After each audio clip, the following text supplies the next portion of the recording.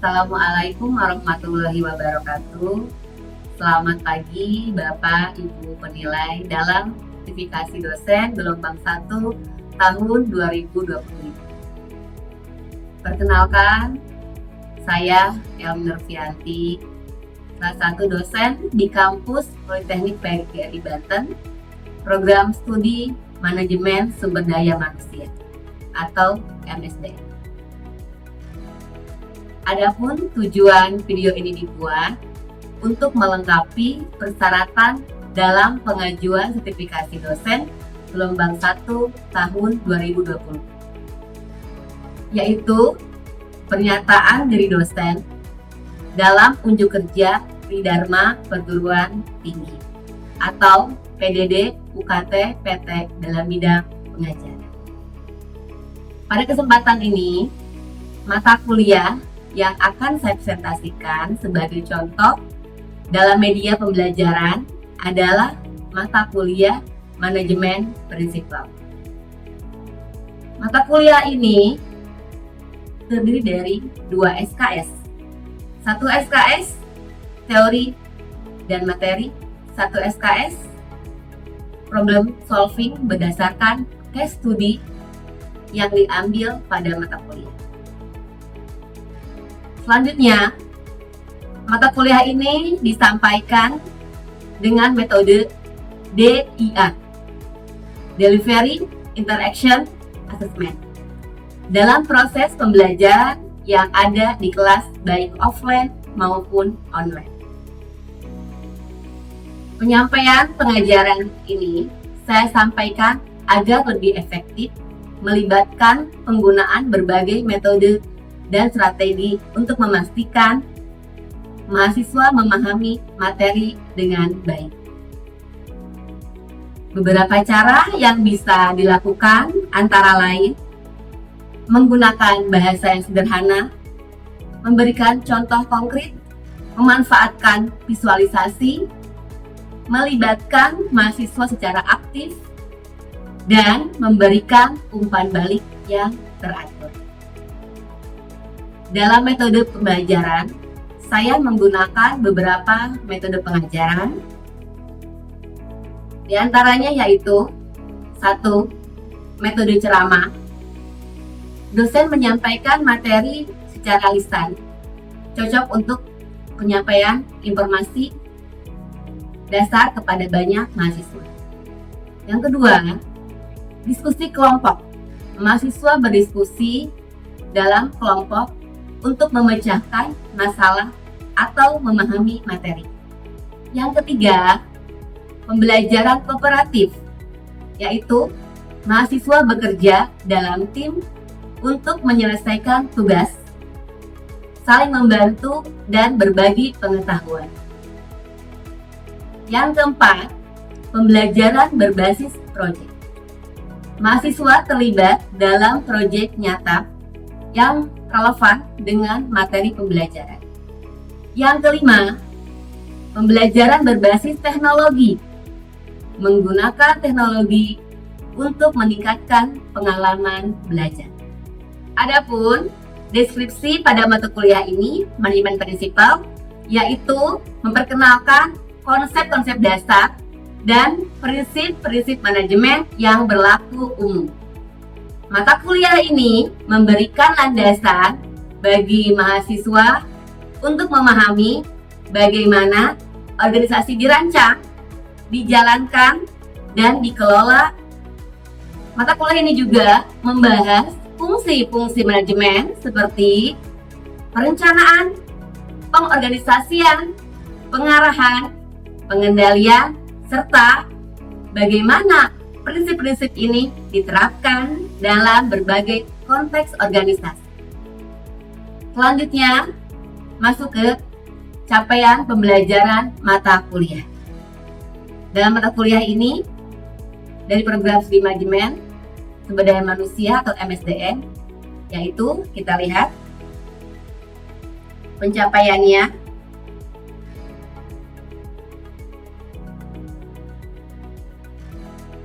Yang pertama, di pertemuan pertama yaitu mahasiswa paham tentang kontrak kuliah dan penjelasan tentang mata kuliah manajemen prinsipal. Yang kedua, mahasiswa mampu menguraikan tentang konsep dasar ilmu manajemen prinsipal dan sejarah ilmu manajemen. Yang ketiga, mahasiswa memahami tentang tanggung jawab sosial dan etika manajerial. Yang keempat, mahasiswa mampu memahami tentang tanggung jawab sosial, etika dan manajerial. Yang kelima, mahasiswa mampu menjelaskan tentang peran manajer dan dasar-dasarnya. Yang keenam, mahasiswa mampu menguraikan tentang struktur dan desain organisasi. Yang ketujuh, mahasiswa mampu menjelaskan tentang pengelolaan sumber daya manusia.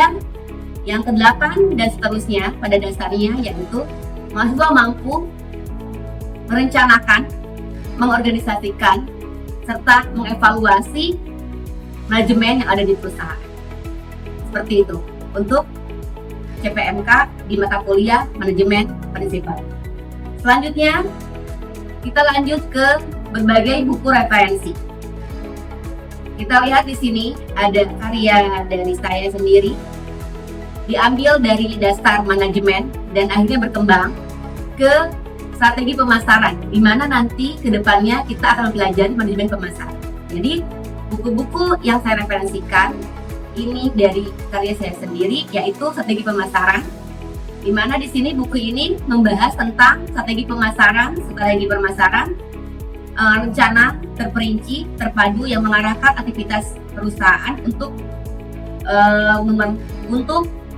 mencapai tujuan pemasaran. Selanjutnya ada lagi buku yang kedua, yaitu dinamika berwirausaha. Di buku ini saya menjelaskan tentang bagaimana menggali dan menciptakan peluang usaha.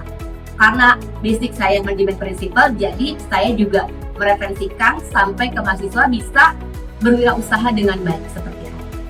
Ya. Selanjutnya kita masuk ke beberapa referensi lagi, yaitu ada referensinya dari buku-buku karya teman-teman sejawat saya, yaitu ada manajemen sumber daya manusia, karya Bu Deti dan Pak Feby dan teman-teman di kampus. Ada juga manajemen pemasaran digital, ada juga pengetahuan manajemen, dan selanjutnya kita lihat lagi ada referensi website. Dan ini diambil dari beberapa website yang saya referensikan untuk pengajaran di kelas. Dan juga ada referensi YouTube yang saya pakai berkaitan dengan namanya manajemen prinsipal juga. Oke. Selanjutnya kita akan bahas ke aspek penilaian dari beberapa poin aspek penilaian terhadap mahasiswa. Ada apa aja? Yang pertama ada kehadiran, itu sebesar 10%. Yang kedua ada tugas sebesar 20%. Ada kuis sebesar 10%. Ada ujian tengah semester sebesar 25%. Dan terakhir ada ujian akhir semester sebesar 35%.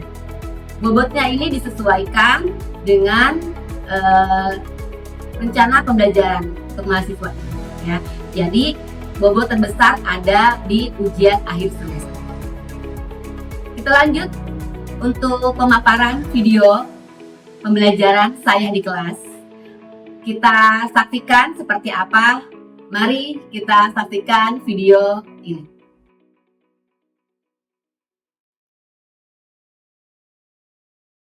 Assalamualaikum warahmatullahi wabarakatuh. Waalaikumsalam warahmatullahi wabarakatuh. Apa kabar semuanya? Sehat? Sehat. Alhamdulillah. Hari ini ketemu lagi dengan saya, Miss Elmi, di mata kuliah apa? Manajemen prinsipal. Ya. Hari ini pertemuan kedua ya. Setelah kemarin kita udah perkenalan.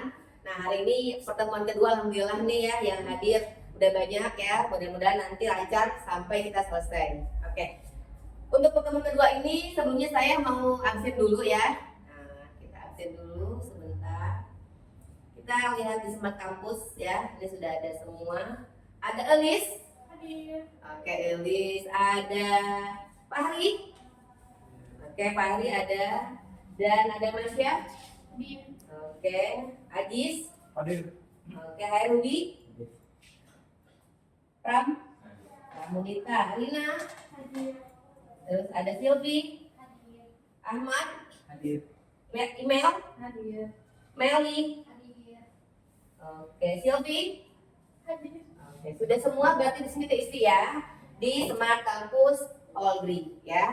Nanti kalau ada yang terlambat saya akan masukkan lagi. Oke, kita lanjut ya karena ini ada pertemuan kedua. Lanjut kita ada di sini manajemen arti dan peran ya. Kita masuk ke sesi materi.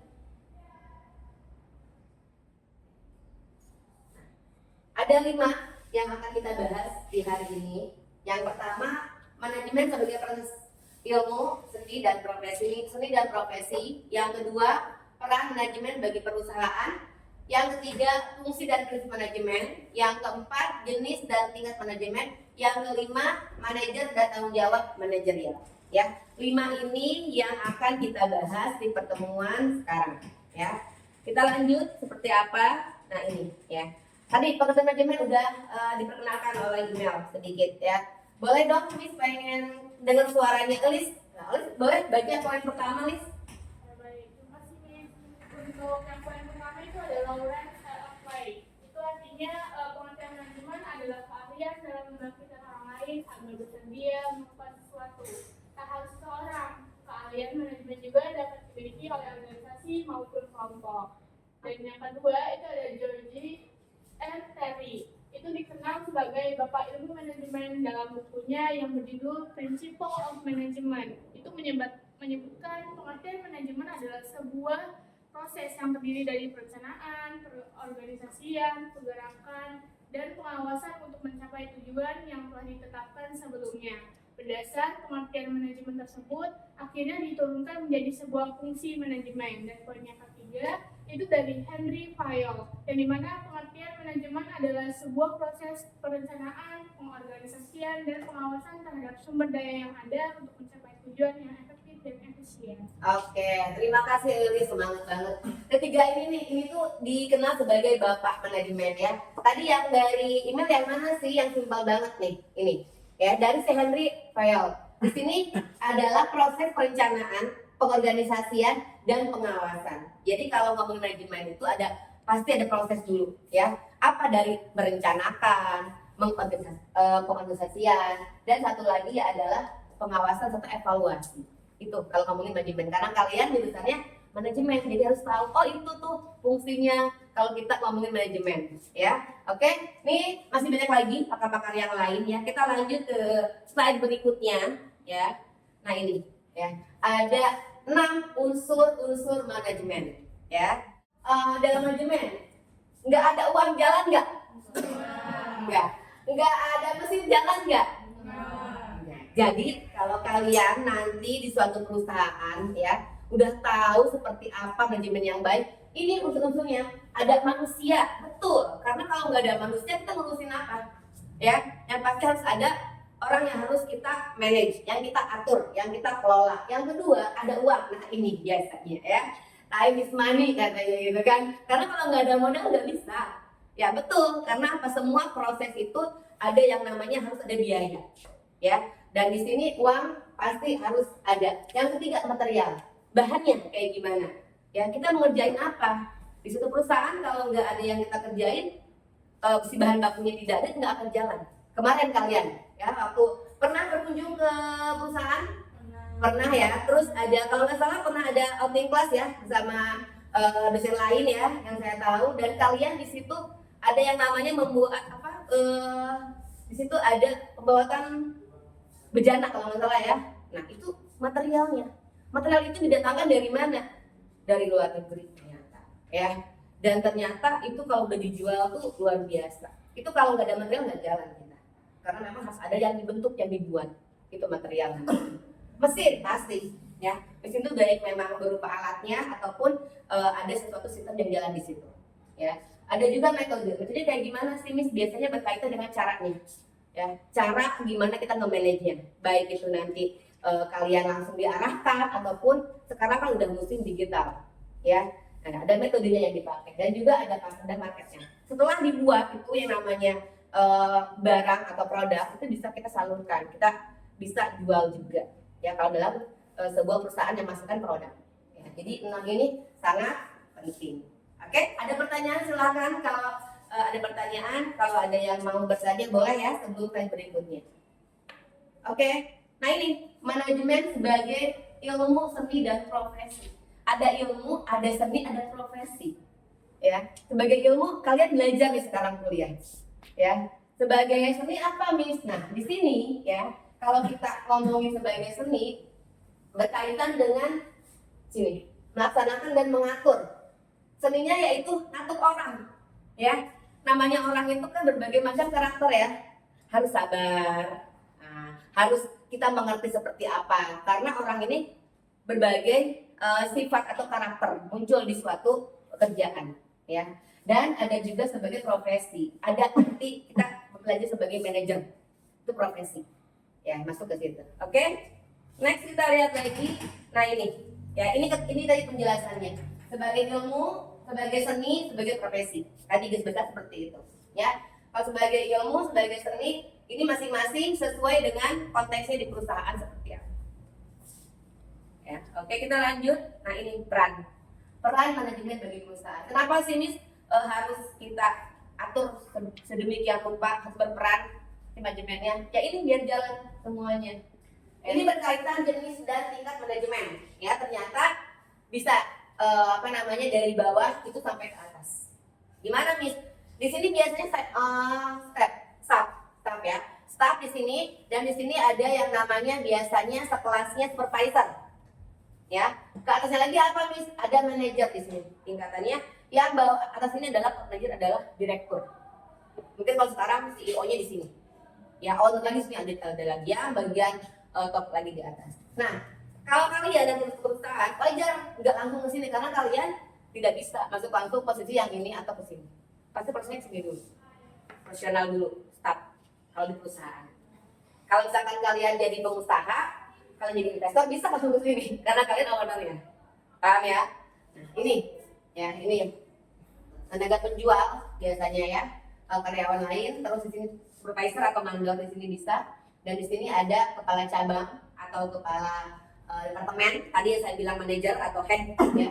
Dan ini ada direktur, presidir, wakil direktur, sekretaris ya, ada di bagian top manajernya. Oke, kira-kira dari yang ini kalian tertarik untuk yang mana? Top manager. Top manager, tepuk tangan dong, keren banget ya. Top manager harus nggak apa-apa. Ya harus yang namanya kan punya impian itu. Karena apa? Di sini karir bagus ya. Yang kemarin saya jelaskan di teori Maslow tuh, ya sampai kalian bahwa kalian tuh sayang nih email, sayang nih tulis, sayang nih pram gitu kan. Ada yang namanya teori Maslow tahun kemarin yang sempat saya jelaskan juga. Ada di sini yang namanya top manager. Ya, ini biasanya di sini memang harus final kalian ngejar itu bagus karena apa? Karena pencapaian kalian di sini sukses di top manager, ya. Tapi bertahap memang, ya bertahap, ya. Jangan jangan kalian jangan menyerah, harus tunggu gitu. Makanya kalau bekerja di perusahaan tekunin, ya. Dan sampai nanti baru masuk udah ngeluh, nggak bisa gitu. Ya berarti kalian punya mental baja, berjuang. Oke, ya. Oke, kita manajer, ya. Ada 10 di sini bisa dibaca, ya. Mana yang menurut kalian yang paling kayaknya berat? Nomor berapa coba? Ada? Yang mana dari 10 ini yang kalian berat gitu kalau jadi seorang manajer? Nomor 6, menumbuhkan kepercayaan. Oke. Sepakat nomor 6? Kenapa sih nomor 6, Mal? Soalnya namanya manusia ya haknya berubah-ubah Miss gitu. Jadi kalau misalnya kita nggak percaya kadang-kadang suka ditipu juga gitu Miss. Kan manusia kan karakternya beda-beda, prinsipnya beda-beda, sifatnya beda-beda, jadi nggak gampang percaya gitu. Trust ya, kepercayaan. Apalagi kalau udah dihandle sama seseorang tuh sakit banget ya. Iya, sekali kecewain. Iya, kepercayaan. Kadang kan kita nggak tahu hati orang, betul ya. Nomor 6 ini bisa mewakili semuanya, setuju ya. Karena kalau kita udah percaya sama orang ternyata orang itu mohon maaf misalkan dia malah belok mengecewakan, curhat dia ya. Nah itu bisa jadi kalian di situ, ini kenapa sih ada yang salah dengan saya gitu ya? Kenapa dia sampai mengkhianati? Kenapa dia sampai beralih lain hati gitu kan? Kenapa dia pergi ke perusahaan lain? Nah itu kita harus ada nama tadi, evaluasi si manajer itu. Kenapa sih ini udah jadi nih padahal orang ini bisa memimpin nih kayaknya nih. Nggak taunya dia pergi pindah ke perusahaan lain. Nah pasti ada berbagai hal atau faktor kenapa dia sampai bisa tidak ke kita tuh udahlah nggak percaya lagi, saya keluar. Dari saya ini itu studi yang lain. Oke sip, kita lanjut lagi ya. Nah ini kita ada diskusi, terasa ya kita udah terakhir nih ya. Nah diskusi, oke. Ada diskusi, dipahami dulu ya, karena saya yakin dari tadi kalian sudah menyimak seperti apa. Nah, kita diskusi, ada 4 pertanyaan. Saya butuh yang berani, saya butuh yang punya nyali besar untuk bisa kalian menjawabnya dengan baik ya. Yang pertama kita lihat, sebutkan definisi manajemen yang Anda ketahui. Boleh dong Fahri ya? Oke, Fahri, bisa Fahri, apa itu manajemen yang kamu ketahui? Manajemen tentang organisasian, Nah, terus? manajemen keuangan, Terus? manajemen pemasaran, masuk ya Mas? Oke, terus apa lagi? Manajemen apa? Itu yang kamu tahu? Iya Mas. Oke, definisinya ada manajemen itu pengorganisasian. Terus bisa juga nanti masuk pemasaran, bisa juga ya. Oke, ada lain yang menambahkan definisinya? Oke. Di sini tadi kalian udah melihat pengertian dari manajemen ya. Intinya bisa ada perencanaan, pengorganisasian ya, ada sampai ke pengendalian dan evaluasi. Ya, itu intinya ya, yang poak tadi ya.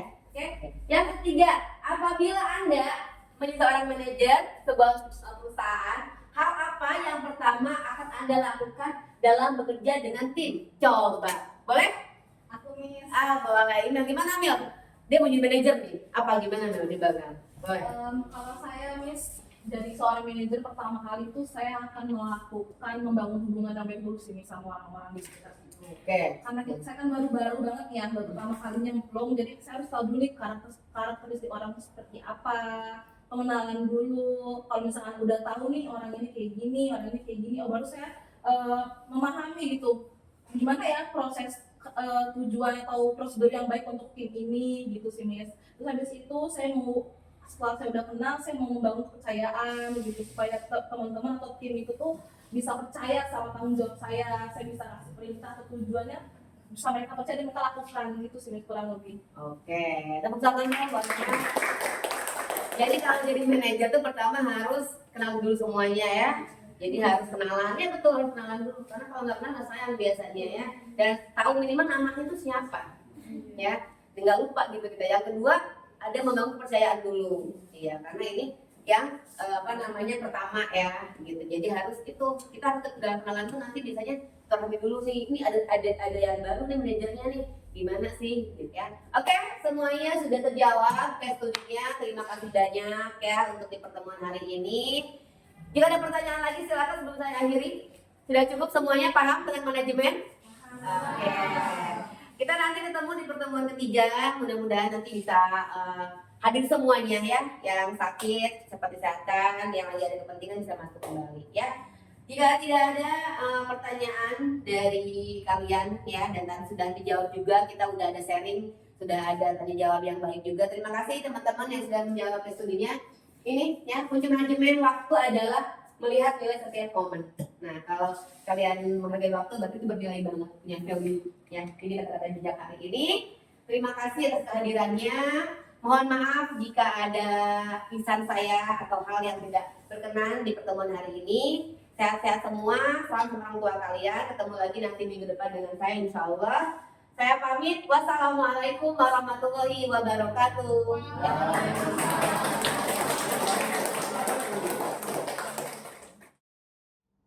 Sekian video pembelajaran dalam mata kuliah Manajemen Prinsipal pada program Studi Manajemen Sumber Daya Manusia Kampus Politeknik PGRI Banten. Semoga bisa menjadi bahan pertimbangan baik dalam proses pengajuan sertifikasi dosen gelombang 1 tahun 2025. Terima kasih. Wassalamualaikum warahmatullahi wabarakatuh.